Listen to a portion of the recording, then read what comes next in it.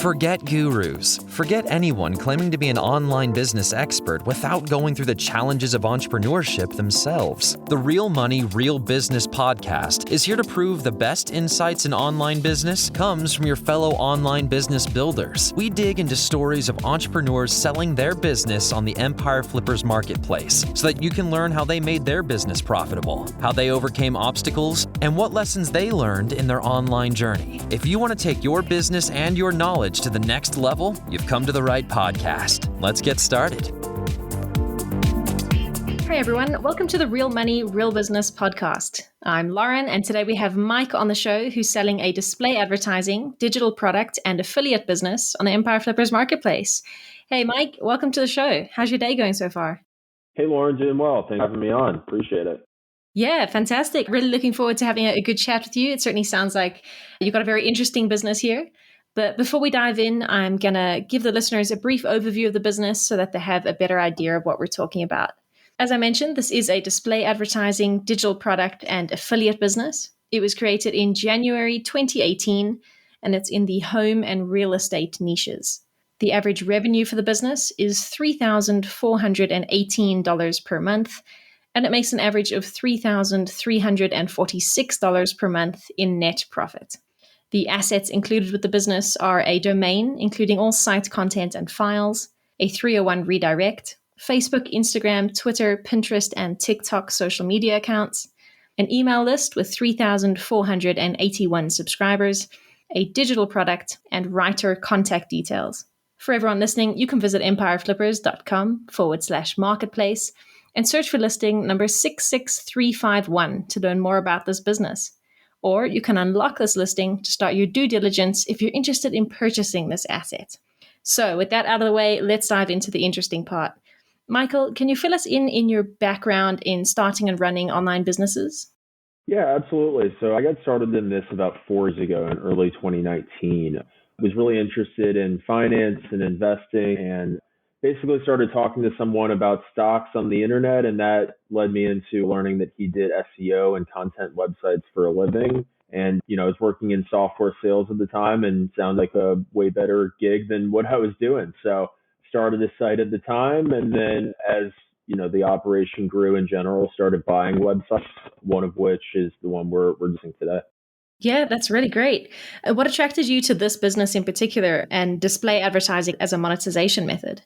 Well, it's really hands off. I mean, that's the biggest thing, is that it's a really fun game to me to figure out where to do keyword research, where to find new content topics to write about and gain rankings and traffic in Google search. And the monetization with display ads is really just a beautiful model. As long as you can bring the people in and get the eyeballs on the page, then you know that revenue is going to fall as well. So that's really what attracted me to the display advertising model. Yeah, it really is a great passive way to earn money as well. As long as you can get those eyeballs on the page, it really just chugs away in the background. You've got a couple of different monetization methods on this site. So can you walk me through the various income streams that you have? Yeah, absolutely. So for a while, it was really just display advertising on the site itself, but we've really branched into a couple of different revenue sources for the business. So we're an affiliate for someone who sells a digital product within the niche. We've also launched our own digital products within the niche, and we're selling that on the site as well. And that's done really well, and it's been, pretty successful in drawing people to buy it. We're also experimenting pretty heavily with being an affiliate, or an affiliate for some course providers within the niche. And then we're working with one affiliate within the niche that is kind of it's this topic, but kind of a different way of monetizing or a different way of approaching the topic overall, if that makes sense.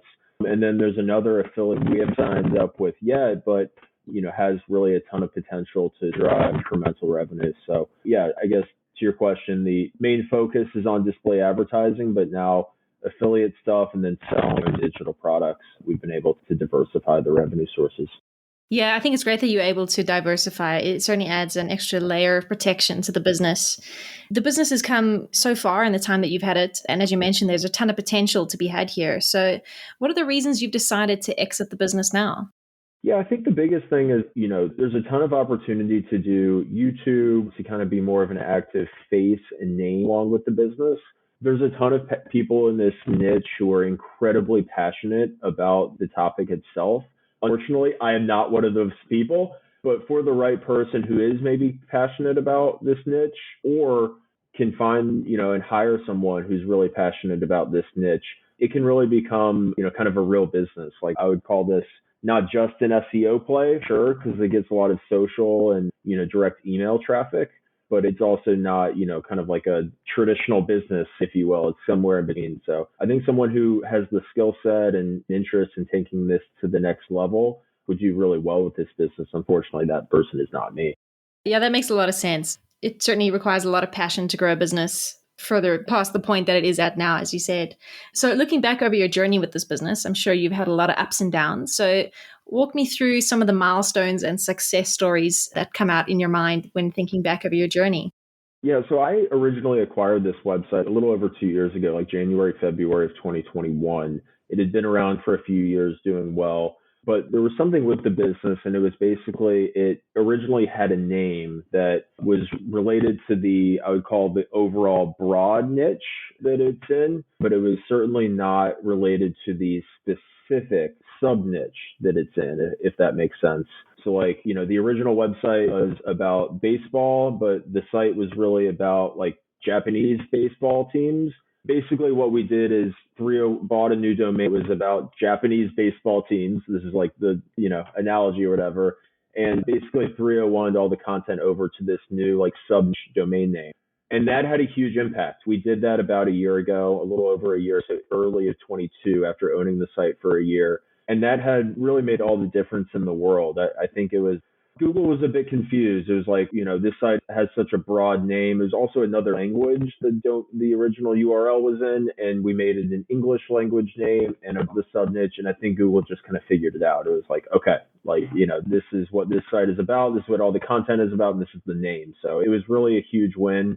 And, something that we had struggled with in the beginning, but something that is really paying dividends now. So that's something that we had to overcome, just kind of a weird name to start out, and, seem to have solved it. Yeah, it's amazing the power that a domain name has at the end of the day. A lot of people underestimate that. What were some of the biggest setbacks or challenges that you had to overcome? It was really related to the name. After buying it, it did okay in terms of Google rankings. Not good, not great, but just kind of mediocre. And that was pretty challenging to start out because I, bought something that kind of dipped right after, which was not the best feeling ever. But, after renaming it, rebranding it, it's really paid off and become a really productive and, fun to own asset, basically. So, yeah, that was a challenge, but, something we grew. Yeah, it's great that you were able to overcome that. I think not a lot of entrepreneurs would have actually spotted the domain name was the problem there. You mentioned that you have SEO, social media, and direct email traffic. So walk me through which one of those is the biggest traffic driver for you, and if you have any other traffic sources as well. Yeah, so I'm looking at it right now. So over the past 3 years, 52% of the traffic comes from organic search. That's a mix of Google, Bing, Yahoo, I don't know, Ask Jeeves or something, whatever other search engines are out there. So 52% of people are actively typing this niche into their web browser and building upon our website. And then really importantly, and something that I think we've done a good job of, is there's pretty substantial social traffic. So 23% of the traffic comes in from social channels. And the vast majority of that is coming from Pinterest, and 91% from Pinterest. We're talking about the breakdown within the social channel, 91% Pinterest, 6% Facebook, and then surprisingly LinkedIn, and then Reddit and a couple others, but mainly Pinterest. So that was a much bigger focus for us a couple of years ago, but definitely something that a new buyer could come in and have a solid Pinterest strategy and help to drive additional traffic. And then third is, and I'm pretty proud of this one, is 23% of our traffic is direct. So that's a mixture of email. We have a weekly email newsletter. I'm sure we'll touch on that. And then, just people coming in, sitting down at their web browser, sitting on their iPhone or iPad or something and typing in this website's URL into their browser. So something that, we're really proud of, building a true brand, a true name where people, aren't just seeking it, out information on the niche in Google, but they're actually seeking out our website in particular, just because we are an authority, we are an expert on this overall. So The last remainder on that is 1% comes from referral traffic. So the site has a pretty solid backlink strategy. And aside from giving it, SEO juice and all that, it also is something of a substantial traffic source for us, people who are on really high trafficked websites and learning about the topic. And then other people say, hey, this website is a great authority on it. Read more about it here. And that's a real traffic source for us. So yeah, pretty well diversified, mainly organic search, but then social, email, and direct traffic as well. Yeah, it's great that you have such a good diversification there. It certainly protects you from all those Google algorithm updates. Did you spend much of your time on on-page SEO or building up backlink campaigns? Not really, because bought the website about 2 years ago. It was already active in the niche. It already had a great backlink profile. I think what the previous owner did a really good job of was being passionate about this topic and this niche and creating content that was good for the reader, but not necessarily the best for ranking in Google. So that was really the big thing that we focused on. It wasn't like SEO, but it was just writing articles that people are seeking out and searching for in Google about this niche. So that was kind of the big win and what we were able to do. And there's still a ton of opportunity to do more keyword research. There's a handful, probably anywhere from 20 to 50 article topics that we still have identified that if we write it, it'll rank and bring in more people. We're happy to include those with the sale as well. But no, to answer your question, we haven't done anything specifically for on-page SEO, just kind of written good articles that people want to see and Google wants to rank us for, and that no thing has been done in terms of backlinks just because it's a known commodity in the niche and already had backlinks and continues to pick them up organically. So hope that helps to answer the question. Yeah, it certainly does. It sounds like you found that sweet spot between what the readers want and what Google wants. That's a great place to be in. You mentioned earlier that you've built up an email list. So can you walk me through how active you are in engaging with that email list and how you built it up? Super active, yeah. So we actually started pretty recently. We basically just designed a couple of lead magnets. This started end of August, September of 2022, so 7, 8 months ago, and basically just inserted those lead magnets to a bunch of different articles on the website. And because people want to learn more, they want a nice PDF giveaway or whatever it is, we're able to capture a ton of email addresses, and we send out a weekly email list blast every Sunday. So I'm looking at the numbers now. This past Sunday, it went out to over 3,800 folks. Before that is 3,700. We're getting good open rates, 30% plus, really good click-through rates. And yeah, it's been a real traffic source for us. It's also something that, you mentioned it previously, but, Google can't really take away or do anything. It's something that we own. It's an asset that we own and, would transfer with the business overall. It's a really great thing to have. And, we haven't been at it for very long. It's just been 7, 8 months and it's been very passive. It's just been, lead magnet active on a page. So, for a new buyer that come in, there's tons of strategies that you could implement to more actively try to reach folks and put them on the email newsletter, get them to join the email newsletter. Things like running a Facebook ad to say, hey, interested in doing XYZ thing within this niche, download our ultimate guide now. And another thing is that, we do sell the digital product a little bit within the email newsletter, but we don't do much besides that. There's an opportunity to have sponsors of this email newsletter. There's an opportunity to do lead generation, to do affiliate marketing, to, come up with new digital products or even physical products that you sell through the newsletter. So it's early stages of a really valuable asset that is kind of like yet to be exploited. So that's kind of the state of that. Yeah, I think that's definitely a great growth opportunity for buyers to tap into. As you say, an email list is such a valuable asset. Speaking of growth opportunities, what do you identify as the major growth opportunities that buyers can really tap into with this business? Oh, well, I think the email newsletter is huge. I won't go through it again because I just did it for a bit, but I think there's a huge opportunity to do a YouTube channel, whether that's short form content like TikTok, but also, there's a ton of active folks in this niche who are big on YouTube, and they use that as another way to just get advertising, AdSense revenue, but also be able to sell their own digital products, affiliate, lead gen, et cetera. So YouTube, I think, is a really big one.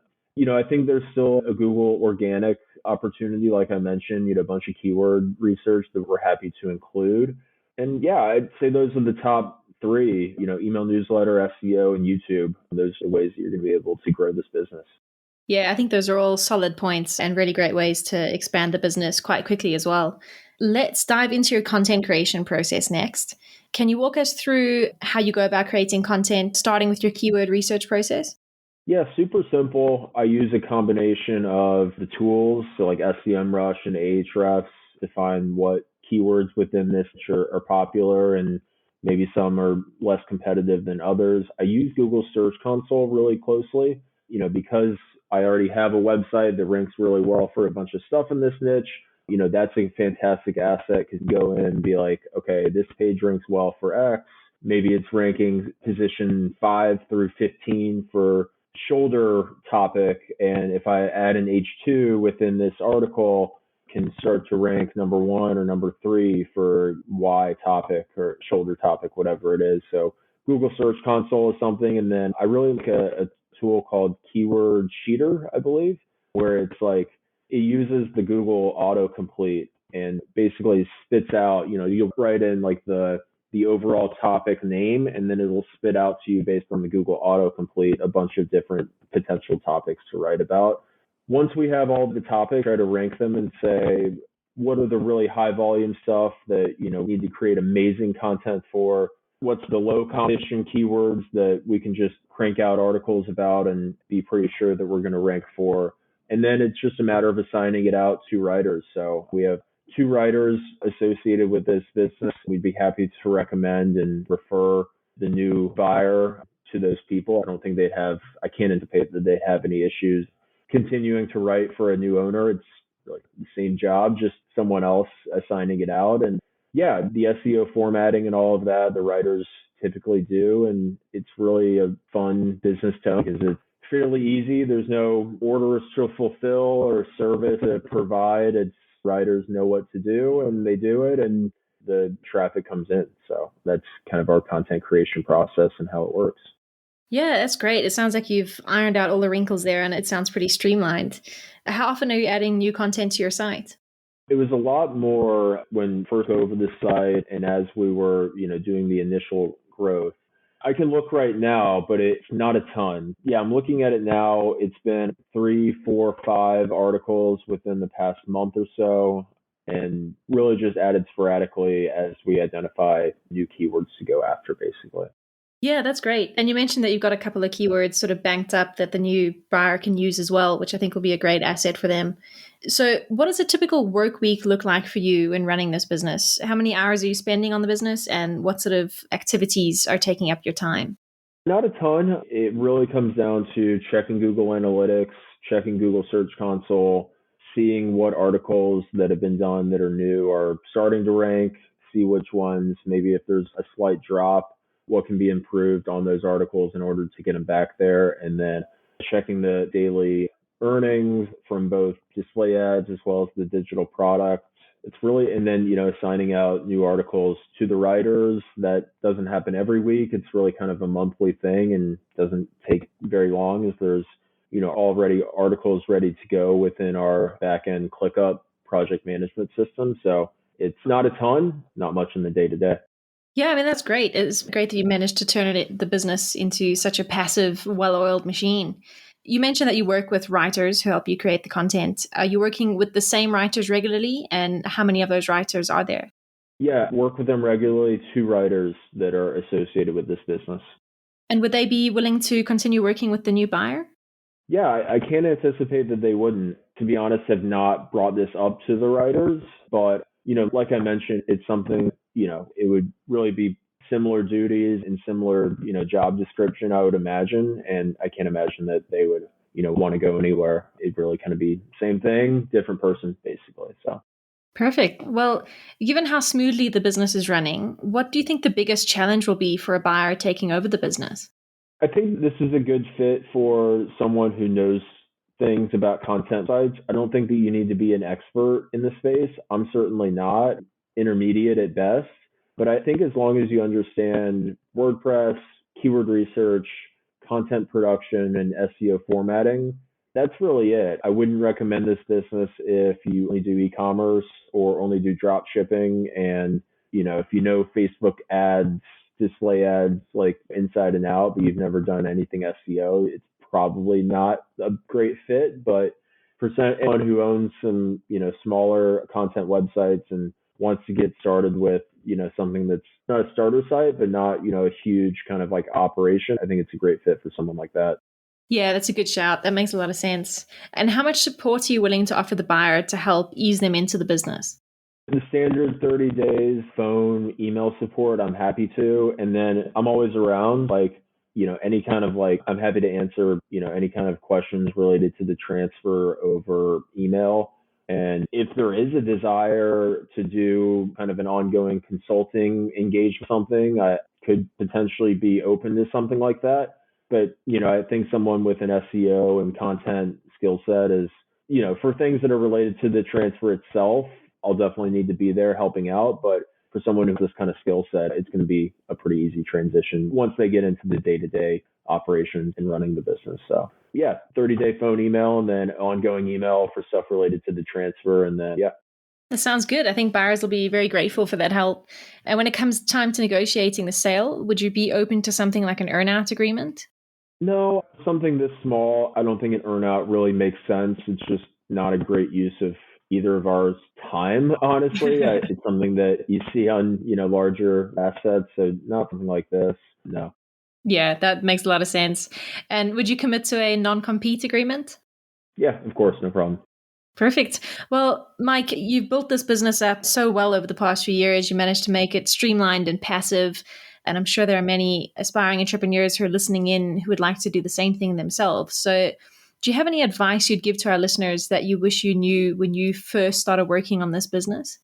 That's an interesting question. I think that a lot of the content website space, really just about execution more than anything else. It's really hard as a beginner because, I was a beginner 3-4 years ago, and it can be hard because there's so many different websites out there, so many different ways of making money. But I think the biggest thing is just kind of picking one and putting your head down and getting to work. And as long as you execute, reward will certainly be there towards, at the end of the tunnel, if you will. I think that's the biggest thing is it can be really hard getting analysis paralysis, but as long as you pick one thing and work at it for 6 months to a year and see if that works, then good things will usually happen.